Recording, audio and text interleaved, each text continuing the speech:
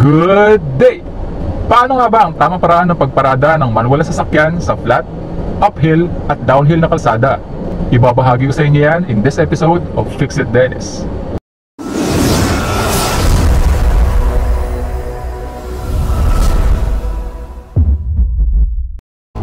How to park securely on flat, uphill and downhill roads. Ligtas na pagparada sa pantay, pataas at pababang kalsada. May tamang pagkakasunod-sunod sa operasyon ng ating manual na sasakyan kung gusto mo itong maiparada ng maayos at manatili sa napiling paradahan ng ligtas. Kailangan mo lamang maintindihan at tandaan ang mga prosesong ito. Tamang paraan ng pagparada sa pantay na kalsada. Pahintuin ang sasakyan sa gilid ng kalsada gamit ang foot brake habang nakatapak ka pa sa clutch pedal.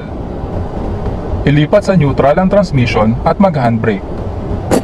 Pwede mo nating bitawan ang clutch pedal sa pagkakataon na ito. Bitawan ang foot brake upang mapunta ang bigat ng sasakyan sa handbrake. Tapakan ang clutch at brake pedals at ilipat ang transmission sa first o second gear. Pwede din gamitin ang ibang forward gears pero the best ang first o second gear sa pagparada. At habang nakatapak ka pa sa clutch at brake pedals, ay i-turn off na ang makina sa pamamagitan ng pag-off sa susian.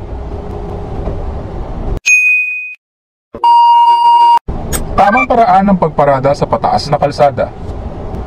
Pahintuin ang sasakyan sa gilid ng kalsada gamit ang foot brake habang nakatapak ka pa sa clutch pedal. Kung sa kanang bahagi nakaparada, ay iikot ang manubela all the way sa kaliwa at sa kanan naman kung sa kaliwang bahagi ng kalsada paparada.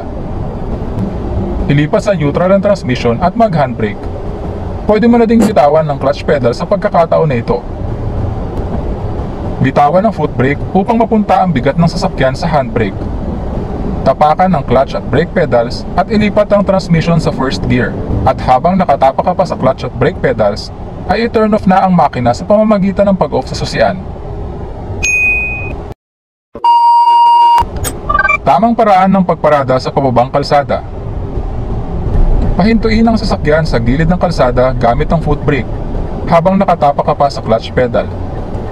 Kung sa kanang bahagi nakaparada ay iikot ang manubela all the way sa kanan at sa kaliwa naman kung sa kaliwang bahagi ng kalsada paparada.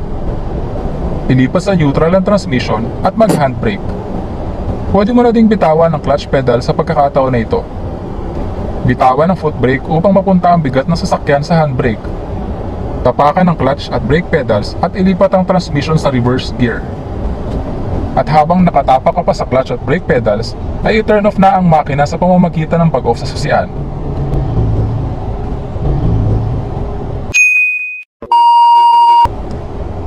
Panoorin muli ang prosesong ito habang inoobserbahan ang lahat ng camera angles in one fluid motion.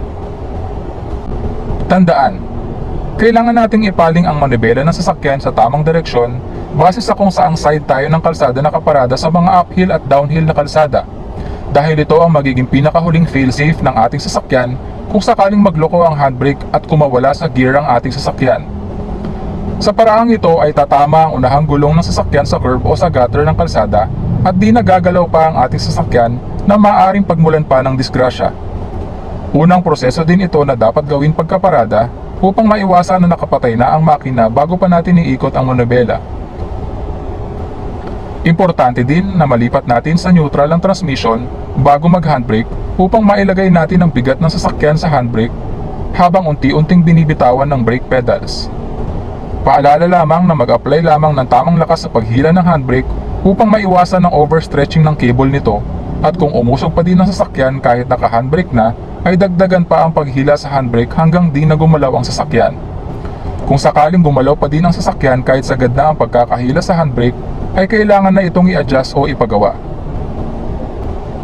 Mahalaga din na mailagay sa tamang gear ang transmission pagkatapos mag-handbrake dahil ito ang magsisilbing backup brake kung sakaling bumigay ang handbrake habang nakaparada.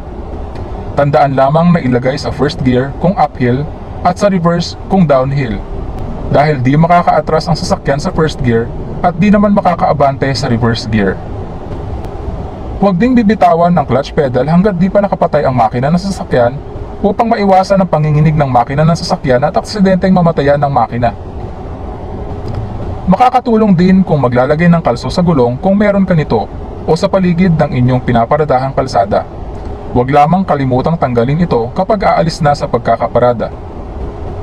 Ang mga prosesong nabanggit ay sariling paraan ko ng pagparada base sa aking karanasan at pag-aaral.